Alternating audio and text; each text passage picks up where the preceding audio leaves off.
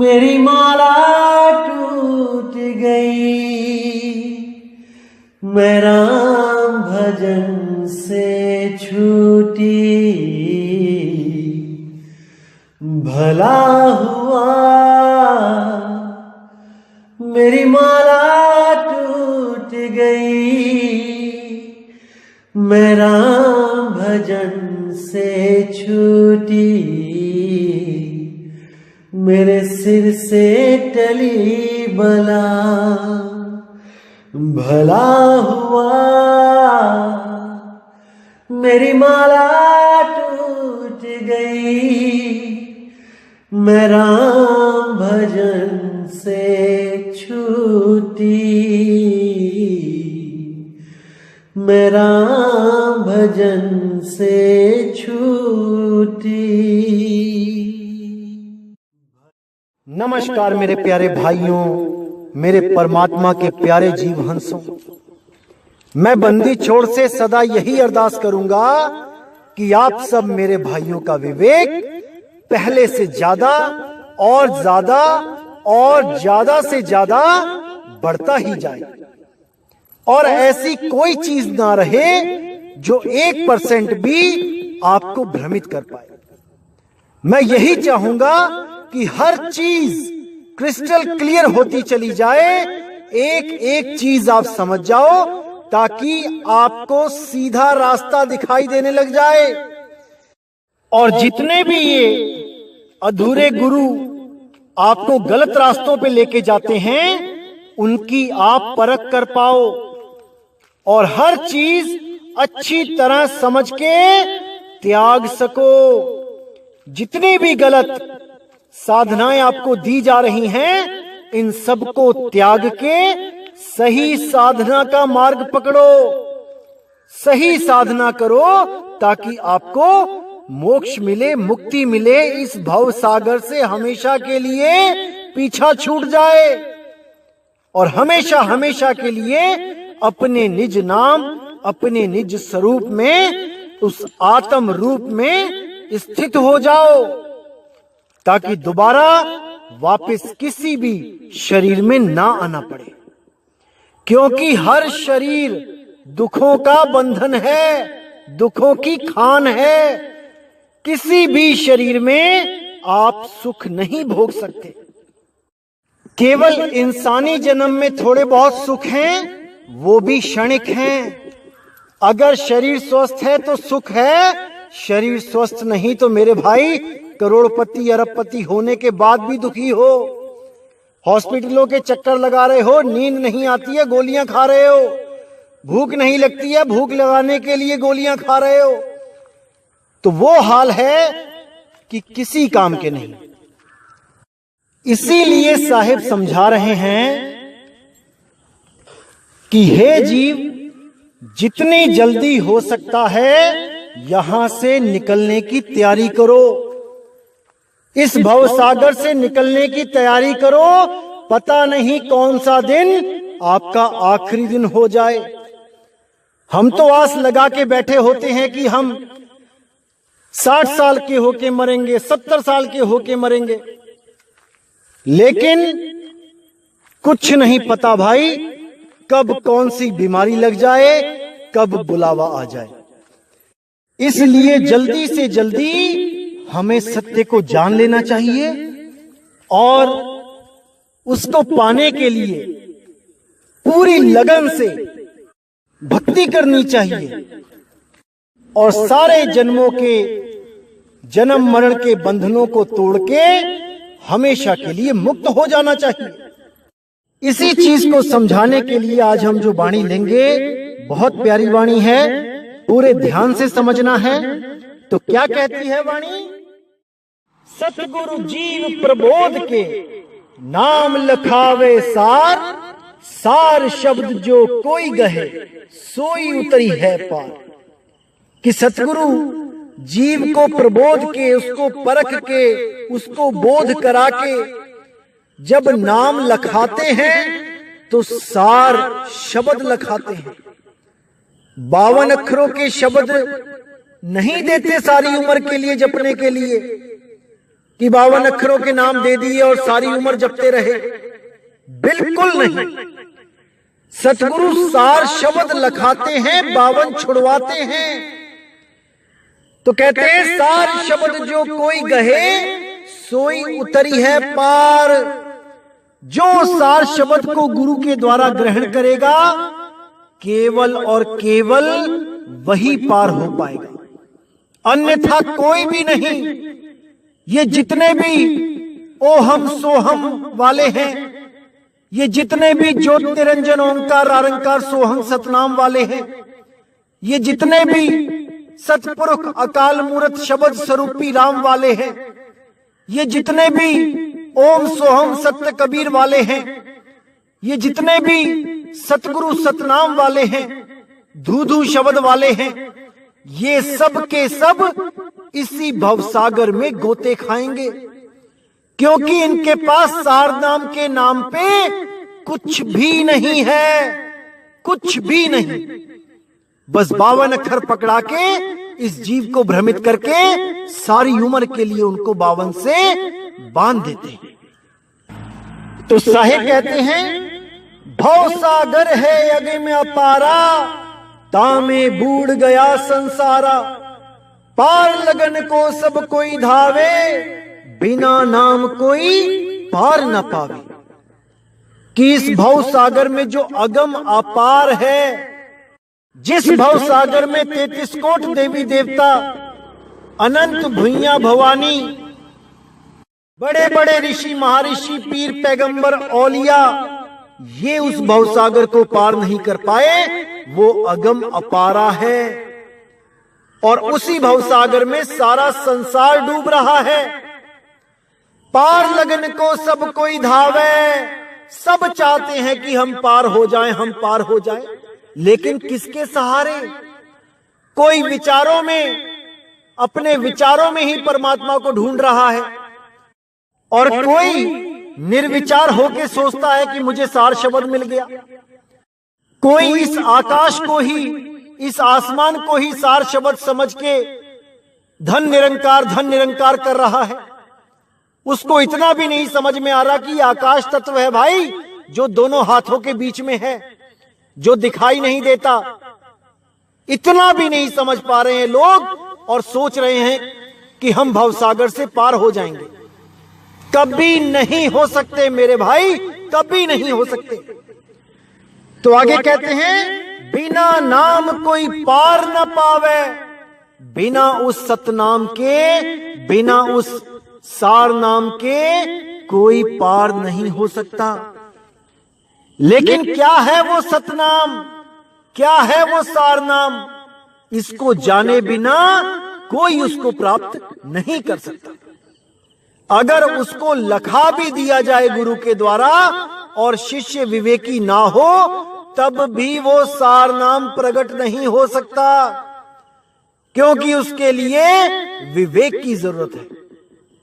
और अगर कोई गुरु की परमिशन के बिना किसी को सार नाम लखाता है, बताता है, तब भी मेरे भाई वो जीव कभी पार नहीं हो सकता, क्योंकि आप एक इंसान को मूर्ख बना सकते हो, लेकिन उस सार शब्द परमपिता परमात्मा को मूर्ख नहीं बना सकते। वो कभी मूर्ख नहीं बनाया जा सकता। अगर सोचो कि मैंने किसी को सार शब्द दे दिया, बता दिया, और वो उसकी भक्ति करने लग जाए, सारी उम्र भक्ति करता रहे, तब भी सार शब्द प्रकट नहीं होगा, क्योंकि सार शब्द कोई अनजान नहीं है। सार शब्द जानी जान है। वो सार शब्द ही सतपुरुष है। सार शब्द सतपुरुष कहाया। समझ जाओ मेरे भाई, इसको समझ जाओ। तो आगे कहते हैं यह जग जीव था नहीं पावे, बिना सतगुरु सब गोता खावे। जग जीवों से कहो गुहराई, सतगुरु केवट पार लगाई। कि इस जग में ये जीव था नहीं पा सकता। इस जग में इसको दुख ही दुख मिलेगा, एक दिन ये जग को छोड़ना पड़ेगा। लेकिन अपनी आशाएं तृष्णाएं इतनी लगा के बैठ जाते हैं इस दुनिया से कि कोई भी इस शरीर को, इस देश को, इस दुनिया को छोड़ना नहीं चाहता। एक बार पता लग जाए कि हमें ब्लड कैंसर है, पेट में कैंसर है, दिमाग का कैंसर है, या हमारी किडनियां फेल हो गई हैं, या हमें टीबी हो गया, हमें कुछ हो गया, सारी उम्र की जितनी भी कमाई थी सारी लगाने को तैयार हो जाते हैं।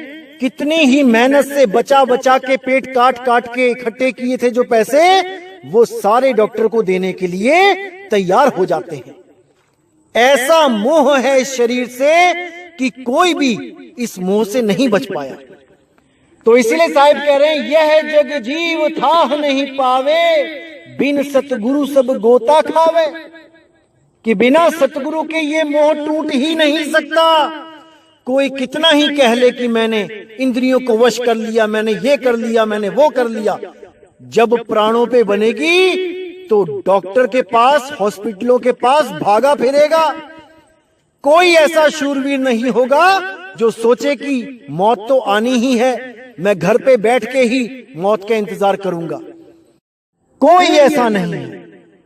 इसीलिए साहिब कह रहे हैं कि बिन सतगुरु सब गोता खावे, बिना उस सतगुरु सार शब्द, उस शब्द गुरु के सब गोता खाएंगे। जग जीवों से कहो गुहराई, सतगुरु केवट पार लगाई। कि सब जीवों से गुहराओ, यानी कि बताओ उनको कि सतगुरु केवट हैं जो हमेशा जीवों को पार लगाते हैं। कौन है वो? शब्द गुरु। केवल शब्द गुरु ही वो गुरु है जो सबको पार लगाने में सक्षम है। उसका एक नाम सारी दुनिया को पार कर सकता है। इसीलिए बोला बाबा नानक ने, तेरा एक नाम तारे संसार, मैं एहो आस एहो आधार। कि तेरा एक नाम सारी दुनिया को तार सकता है, और मैं भी उसी एक नाम के आधार पे अपना जीवन लगा के बैठा हूं। और जो भी मुझे कोई मिलता है उसको भी उस एक नाम से जोड़ देता हूं, उस अकह नाम, उस निअक्षर नाम से जोड़ देता हूं। तो आगे कहते हैं, यह जग बूढ़ गयो मझधारा, सतगुरु भगत भये भव पारा। सत्य नाम जो करे पुकारा, जब भव जल उतरेंगे पारा। तो साफ बोल दिया साहिब ने कि यह जग तो इस मझधार में बूढ़ ही रहा है। सतगुरु के भक्तों के सिवा, यानी उस सार शब्द के भक्तों के सिवा कोई भवपार नहीं हो सकता। सत्य नाम जो करे पुकारा, जो सत्य नाम को पुकारेगा। सत्य नाम मतलब कौन? ओम सोहम नहीं। सत्य नाम मतलब बंदी छोड़ कबीर। और वो कोई देह नहीं कि दाढ़ी वाले कबीर, टोपी वाले कबीर, बिल्कुल नहीं। वो तो केवल भेद बताने आते हैं उस शब्द गुरु का। कौन है वो शब्द गुरु? वो अखंड नाद है, वो अखंड धुन है, वो अखंड नाम है, वो अबोल नाम है। उसका जब पुकार किया जाता है, जब उससे अरदास लगाई जाती है कि हे मेरे मालिक, अब मुझे बख्श लो, मुझे इस देह से निकाल लो।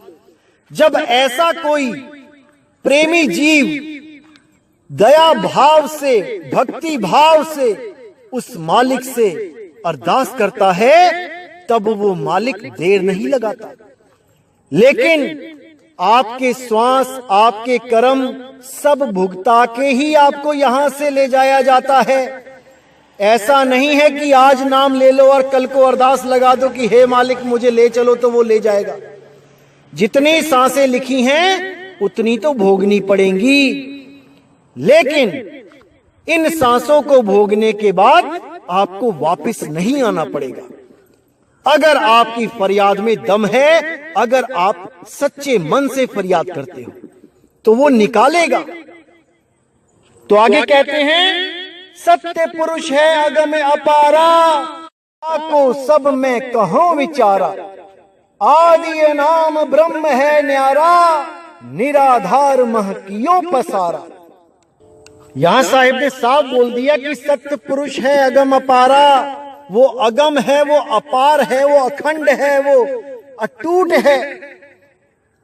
ताको सब में कहो विचारा, मैं सबको उसी के बारे में बोलता हूं, विचार करो।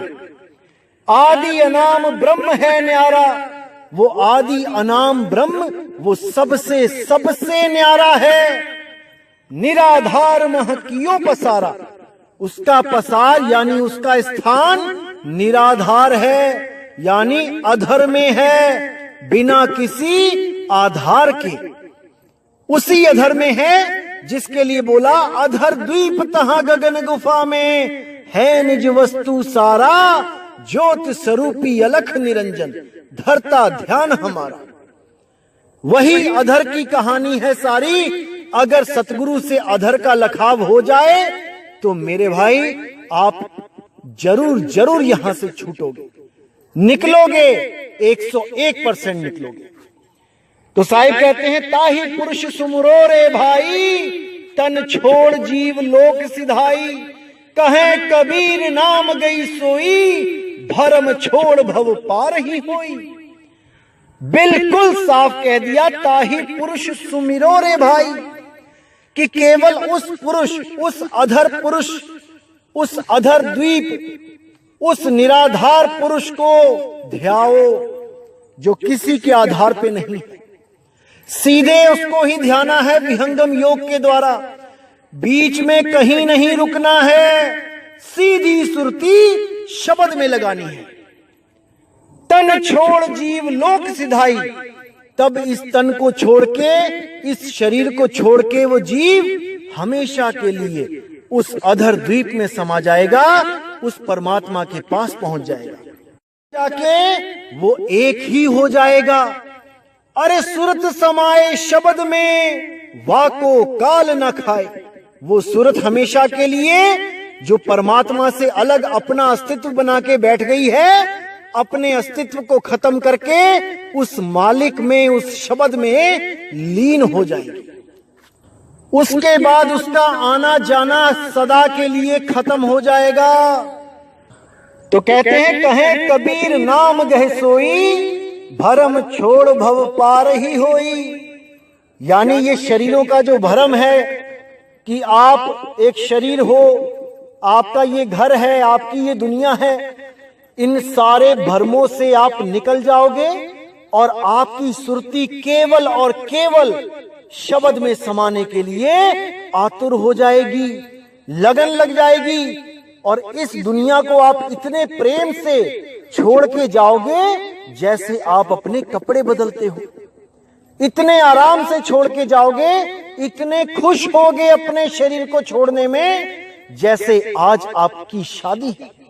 शादी से भी ज्यादा खुशी उस मौत की होगी, क्योंकि पिया से मिलन का समय आ चुका होगा और आपके अंदर खुद एक तड़प होगी कि मालिक अब ले चलो, अब मुझे अपनी शरण में ले लो। और जब वो शब्द गुरु आएगा तब मेरे भाई अंग अंग खिल जाएगा। ऐसा अनुभव होगा कि जैसे सारा जहां मिल गया, इस दुनिया की सारी खुशियां मिल गई, इस दुनिया का सारा आनंद मिल गया। ऐसी अनुभूति होगी जैसी आप कभी कल्पना भी नहीं कर सकते। इसलिए साहिब कहते हैं कि वो अनुभूति जो अंत समय में होनी है उसको अभी अनुभव करो, अभी जानो कि मौत कैसी होती है, कैसे परमात्मा की शरण में जाया जाता है।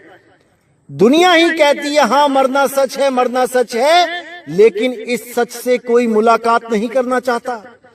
सब डरते हैं कि कहीं मौत ना हो जाए, लेकिन फिर भी कहते हैं अरे डरना क्या, मौत तो आनी ही है। जब मौत आनी ही है फिर डरते क्यों हो? आओ आज ही मौत को गले लगा के देखो कैसी होती है मौत। लेकिन ट्रेन के आगे खड़े होके नहीं, भजन करके इस शरीर को खाली करके देखो कैसा आनंद आता है इस जेल से बाहर निकलने का। एक कैदी क्या महसूस कर सकता है जेल से बाहर निकलते हुए, इसको आज ही अनुभव करके देखो। तब समझ में आएगा क्यों साहिब ने बोला, जिस मरने से जग डरे मेरे मन आनंद, मरने पर ही पाइए पूर्ण परमानंद। आखिर क्यों बोला साहिब ने? भजन करो, बंदगी करो और इसको जानो, इस आनंद को जानो कि क्या है ये। तब समझ में आएगा कि शरीर में रहना एक आनंद है या शरीर से मुक्त होना एक आनंद है। तब समझ में आएगा कि वो आनंद इन आनंदों से कैसे परे है, इन दुनियावी आनंदों से कैसे न्यारा है। ये सारी दुनिया इसी दुनिया के आनंद में उलझी पड़ी है, इससे परे के आनंद से कोई वाकिफ नहीं। तो आगे कहते हैं, आदि ब्रह्म ही परखिए छोड़ो मरने अजान, कहें कबीर जग जीव से गहिले पद निर्वाण। यानी उस आदि ब्रह्म पार ब्रह्म को हृदय में परख लो, समझ लो और छोड़ो मरण अजान। यानी कि जो जीवित वस्तुएं नहीं हैं, जैसे मूर्ति हो गई, कोई तीर्थ हो गया, कोई नदी नाले हो गए, अजान यानी जिसमें जान नहीं है, इन चीजों को छोड़ दो, इनमें आस मत लगाओ और उस सदा सदा जिंदा गुरु, सदा सदा शब्द गुरु में जो अनंत है, जो सदा ही जीवित है और जीवित ही रहेगा, उसमें सुरती को जोड़ो ताकि सुरत भी हमेशा हमेशा के लिए अमर हो जाए। यानी कि बार बार देह के जन्म मरण के बंधन से निकल के सदा सदा के लिए उस सार शब्द में स्थित हो जाए, सदा सदा के लिए। तो कहते कहे कबीर जग जीव से गहले पद निर्वाण, उस निर्वाण पद को ग्रहण कर लो। सब जीवों से बंदी छोड़ बार बार पुकार कर रहे हैं कि अभी समय है, अभी बहुत कुछ हो सकता है, अभी समय है मेरे भाइयों, अभी समय है। एक बार अगर ये समय निकल गया फिर कुछ नहीं हो पाएगा, केवल रोना ही लिखा होगा किस्मत में। इसलिए मेरे भाई, जितना भी समय बचा है वो सब का सब परमात्मा की बंदगी में लगा दो। दुनिया के काम तो चलते ही रहेंगे, होते ही रहेंगे, काम भी करते रहो और उस मालिक का ध्यान भी करते रहो। इन दोनों को अपनी जीवन में, जैसे रेल की पटरियां चलती हैं एक साथ, ऐसे ही इन दोनों को भी अपने जीवन में एक साथ चलाओ, फिर देखो जीवन का क्या आनंद आता है। तो मेरे भाई, पूरा विचार करना है, पूरा विवेक लगाना है और इस मूल ज्ञान को सही से समझना है, तभी इस जीव का कल्याण हो गया, अन्यथा कदापि नहीं हो सकता। तो इस भवसागर के बारे में इतना खुल के हमें बताया बंदी छोड़ने, लेकिन हम इस भवसागर में आते कैसे हैं, हमें यह भी जानना पड़ेगा। अगर हम ये नहीं जान पाते कि हम कैसे आते हैं तो हम बार बार आएंगे। तो इसलिए हमें जानना भी चाहिए कि हम भवसागर में कैसे आते हैं। तो साहिब इसके बारे में क्या कहते हैं, यह सब कहूं परमार्थ काजा, यही पाखंड नर अरुझे बाजा। अक्षर आदि निज नाम सुनाऊं, जरा मरण के भरम मिटाऊं। सोहंग के संग आए संसारा, सो गुरु दीजे मोहि उपचारा। ताको भरम जान जो पावा, सो साधु जग में नहीं आवा। अब कितना क्लियर कर दिया साहिब ने यहाँ पे कि यह सब जो मैं बता रहा हूं ये केवल परमार्थ के कारण बता रहा हूं, तुम लोगों का कल्याण हो जाए इसलिए समझा रहा हूं, क्योंकि इसी पाखंड से तुम लोग उलझ गए हो आपस में। इन 5 तत्वों में ऐसे उलझ गए हो कि अब इनसे कोई अलग करने वाला नहीं है। कैसे अलग हो सकते हो, अगर आदि निज नाम जान जाओ, केवल तभी अलग हो सकते हो, नहीं तो इन्हीं 5 तत्वों में उलझ पुलझ के मर जाना है। तो कहते हैं अक्षर आदि निज नाम सुनाऊं, कि तुम्हें पार करने के लिए आदि अक्षर निज नाम बताता हूं तुम्हें मैं आके। जरा मरण के भरम मिटाऊं, इस आने जाने का जरा मरण का भरम मिटा देता हूं। कैसे? सोहंग के संग आए संसारा। ये जो सुरत है ये सोहंग श्वासों के द्वारा ही संसार में आती है। इन श्वासों के द्वारा ही बंधन में रहती है। एक शरीर से श्वास निकलते हैं और दूसरे शरीर में समा जाते हैं। यही बंधन है।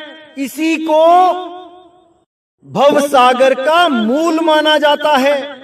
गीता में भी इसके बारे में बताया गया है कि जैसे हवा, वायु सुगंध को एक स्थान से दूसरे स्थान तक लेके जाती है, वैसे ही इन प्राण, इन वायु के द्वारा जीव एक गर्भ से दूसरे गर्भ में जाता है, एक शरीर से दूसरे शरीर में जाता है। अगर कोई ऐसा सतगुरु मिल जाए जो इस वायु से, इस पवन से, इस सोहंग से अलग कर दे इस सुरत को, तो मेरे भाई ये सोहंग किसी का कुछ नहीं बिगाड़ सकता। ये सोहंग हमेशा हमेशा के लिए खत्म हो जाएगा और आप दोबारा इस संसार में इस सोहंग के द्वारा नहीं आओगे।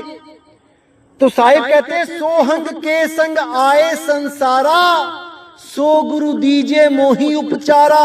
उपचारा यानी इस बीमारी का उपचार कर दो, इस भरम का उपचार कर दो। ये सोहंग मुझसे नहीं छूट रहा है। ताको भरम जान जो पावा, सो साधु जग में नहीं आवा। इस भरम को जिसने जान लिया, जो इस सोहंग से अलग हो गया, वो साधु दोबारा जग में नहीं आता है। वो सदा सदा के लिए ही सोहंग सत्य कबीर अवस्था को प्राप्त कर लेता है। ना कि सोहंग सोहंग जप के मन में, मुंह में या श्वासों में या अजपा जाप सोहंग का जप के इस जीवन को बर्बाद नहीं करता है। इसीलिए बोला यह अवसर नहीं पावही, पल में लेह उबार, भव सागर तर जाएंगे क्षण में ले ही उबार। कि अगर इस अवसर को तुमने पा लिया तो मेरे भाई एक पल में वो बंदी छोड़ इन श्वासों से अलग कर देगा। जब भजन करोगे, जब भक्ति करोगे, तब समझ में आएगा कि कैसे सोहंग से अलग हुआ जाता है, इन प्राणों से कैसे अलग हो सकते हैं। अन्यथा इन्हीं में उलझ पुलझ के मर जाना है।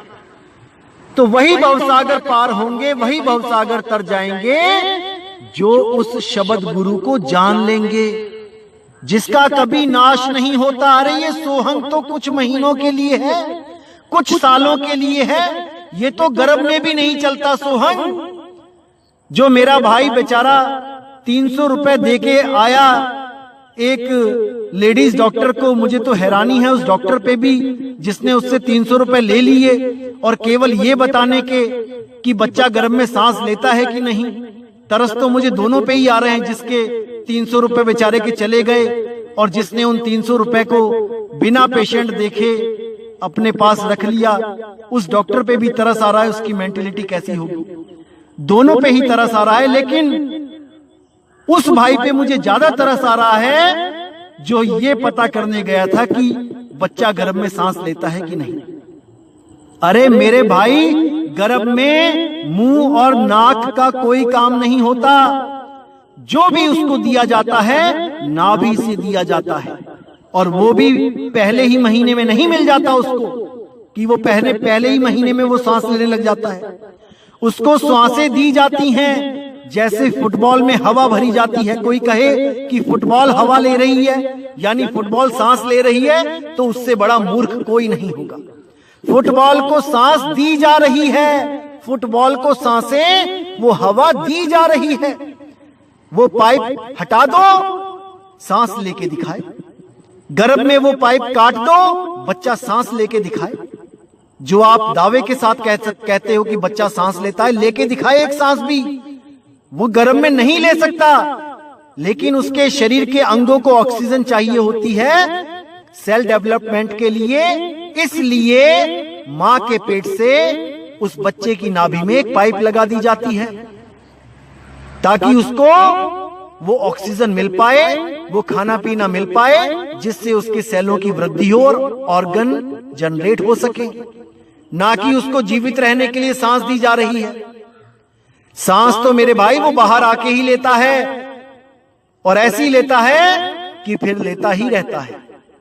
इन्हीं श्वासों से अलग करने के लिए बंदी छोड़ आते हैं, और हमेशा हमेशा के लिए उस शब्द के भेद को देके, सुरती को इन सांसों से अलग करके, इन तत्वों से अलग करके उस शब्द में मिला लेते हैं, जिसमें मिलने के बाद आपको सांस की भी जरूरत नहीं रहती।